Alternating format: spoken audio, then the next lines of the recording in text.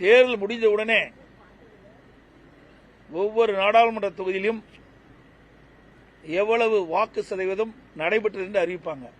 ஆனா அதிலேயே மிகப்பெரிய குளறுபடியா இருக்குது. இப்படி இதுவரைக்கும் இப்படிப்பட்ட ஒரு நிலை ஏற்பட்டது கிடையாது. ஒவ்வொரு தேர்தலிலும் தேர்தல் முடிந்தவுடன் தேர்தல் ஆணையம் ஒவ்வொரு நாடாளுமன்ற தொகுதியிலும் இவ்வளவு வாக்குகள் பதிவானது என்ற விவரத்தை அறிவிப்பாங்க. ஆனா இப்ப அறிவிப்பிலே பல குளறுபடி இருக்குது, பல்வேறு சந்தேகங்களை எழுப்பிட்டு இருக்குது. அதோட அங்கங்க இந்த தேர்தல் எண்ணும் மையங்கள்ல அடிக்கடி இந்த கேமரா சிசிடிவி கேமரா இயங்காத போகுது. இதுவரைக்கும் இப்படிப்பட்ட நிலைமை வந்ததில்லை. இதற்கு முன்னும் தேர்தல் நடந்திருக்குது.